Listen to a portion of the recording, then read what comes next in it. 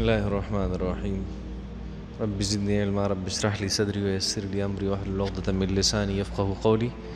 سبحانك لا علم لنا إلا ما علمتنا إنك أنت العليم الحكيم.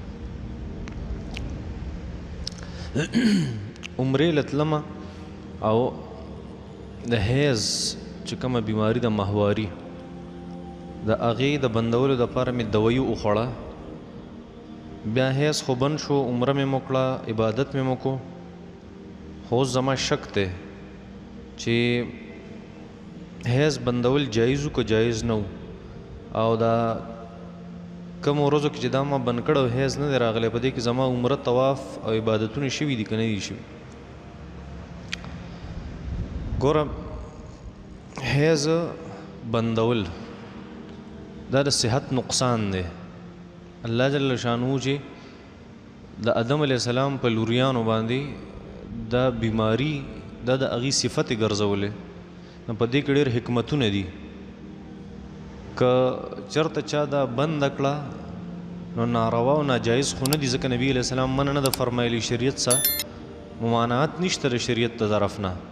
البته صحت ته نقصان دی په دې کې، دا بندول نه دي پکار. بیا که داسې یو صورت راشي چې چا خپله وینه بنده کړه، عمره وکړه یا حج یې وکړو یا په دې کې روجي ونیولې، عبادت یې وکړو، دا ټول قبول شوي دي، هیڅ نقصان پکې نشته. ښه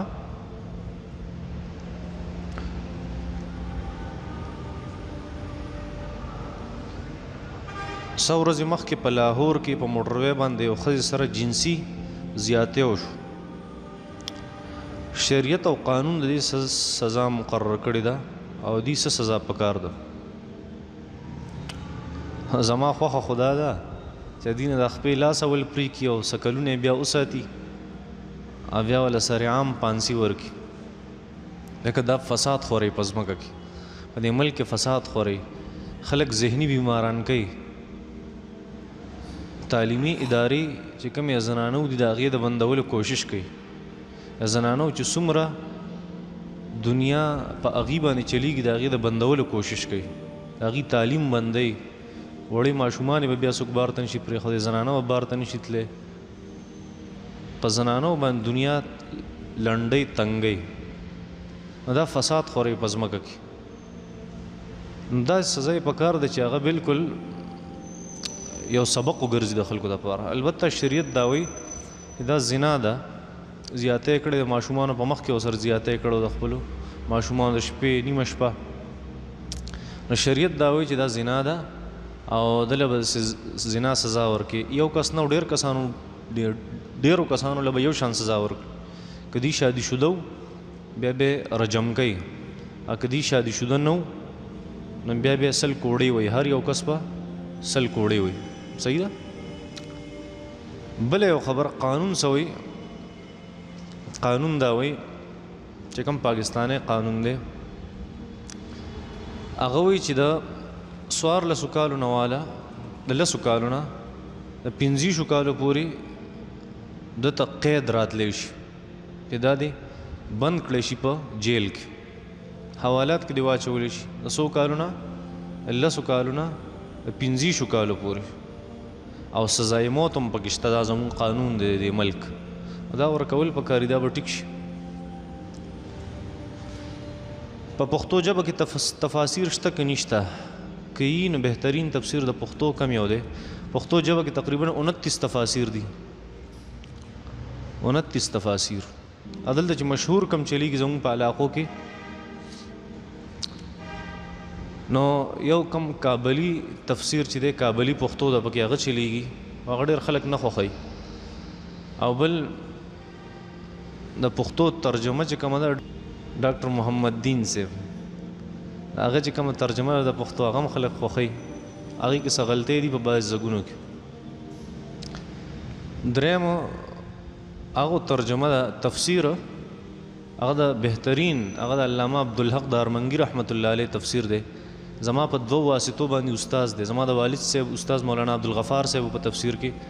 او د هغې استاز مولانا عبدالحق دارمنګي رحمت الله علیه، هغې چې کوم تفسیر لیکلی بهترین تفسیر دی د پښتو، په یو جلد کې دی، ډېر زبردست دی، ښه محنت یې پرې کړی.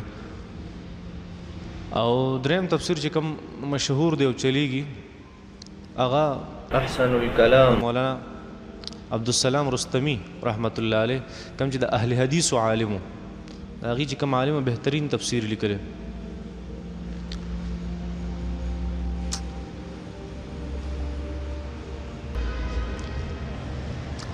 زمون په مارکیټ کې یو دکاندار دی هغه د په مردان کې د یو اجي صاحب نه 3 لک روپو قرض کپړه راوړې ده او هغه سودا نه پیسې ځان له نقد کړې خو قرض یې راوړو ا سودا چې نقد کړه پیسې نقد کړې اوس نور سودا د لاهور نه راوړي او هغه اجي صاحب هغه سره اخوا دی خو کې هغه پیسې ول نه ورکي او ته وې زه به تعالی 5000 روپۍ میاشت تر کومه دا څه کول جایز دي کنه بالکل ناروا دي ظلم دی نبی رسول الله فرمایل مطل الغنی ظلم کم سړی چې هغه د قرض د ادا کولو وس کیږي او د قرض نه ادا کوي ټال مټول کوي دا غټ ظلم دی نبی رسول الله فرمایل او دوکې مو سره وکړه چې هغه ته سودا بستان راوړم او سره وړي لاهور نو دا کې خلک دا دوکې زما خوین دی زمون د بابا د وفات نه پس اغیز مکه مونږ ته وبخله پس ټایم پر سره لیکلو مکړه د گواهانو په مخ کې خو زما اوس هم شک ته د میراث ته وجه نه چرته ز قیامت کې گیر نشمه نه ز سو کما یو پیرته بیا کنفرم کا بس خبر شوه دی یو پیر چې لیکل سره کړي گواهان شوی بس قصه ختمه اوس بیا دا غینه تاسو کې کستا شک ته خیر هیڅ نقصان نشته ضرورت نشته خو احتیاط دار چې بیا ته تاسو پرون تا په درس قرآن کې وی چې کم سړی قتل خطا وکړي نو د کفاره داره چې 2 میاشتې روزې بنیسي او مسلسل بنیسي د حیض والا دپاره اجازت ته خو د بیمار دپاره اجازت نشته د مریض دپاره نه که مرض ډېر زیات سیوایي که نه او ډاکټر وایي چې نشي نیولی روزې نو په دې سره هغه تسلسل د روزو نه خرابېږي ښه که ډاکټر اجازت ورکوي ماهر ډاکټر نو بیا خیر دی هغه 2 میاشتو کې چې کم تسلسل دی تتابو چې ورته وایي هغه نه خرابېږي په دې باندې 2 میاشتې مسلسل روزي دي او ته ډېر بیمار شوې ډاکټر وایي چې مني څه نقصان دی ته مړ بشي یا څه نور غټه بیماري به ته ولګي نو بیا خیر دی او که هسې تبه او ټوخی او ته څه وایې چې زه بیا په دغې سره روزې به دوباره نیسي دوباره بیا سره کوي آیا دا حدیث صحیح دی که نه لولا علی لهلک عمر که علی نه وی عمر به هلاک شوی وی دا د شیعګانو روایت دی په نهج البلاغه نومي کتاب کې امام رازی رحمت الله علیه په تفسیر کبیر کې هم ذکر کړی دی دا منګړت روایت دی منګړت صحیح نه دی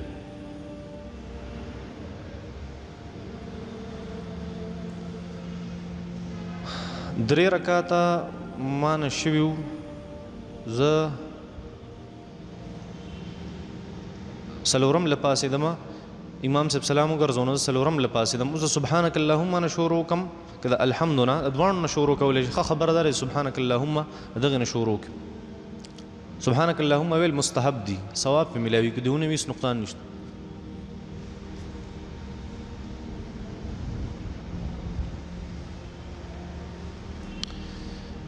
پرون تا په درس کې ویلو چې کوم سړی په قصد باندې قتل وکړي نو دنه به بدله اخیستی شي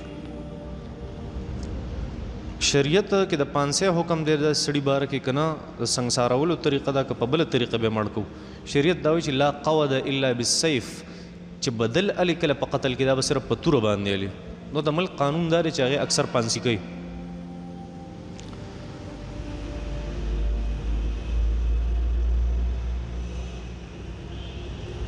زه سرکاري جاب ته په مخه زه سرکاري جاب ته اپلای کومه د قابلیت باوجوده ما ته نوکري نه ملاویږي دعاګانې م کوم دوام م نه قبلیږي څه وظیفه وښایه اسماء حسنا نه د الله جل شانو ننن مې نمونه دا چې سړی د ورځې 15 پیرې وایي دې نه پس دعا کوي یو پیره روزانه 100 پیرې 15 ځل اسماء حسنا دې نه پس چې کومه دعا کېږي الله جل شانو دا دعا نه واپس کوي دا مجربه نسخه د دعا د قبلېدو ښځه چې مې کله ماهواري بیماري وته نو زه ورته څومره حده پورې نږدې کېدی شم د نوم نه واله د کونډو پورې دې علاقې ته ورله نشي نږدې کېدی نور نږدې کېدی شي ښه دویمه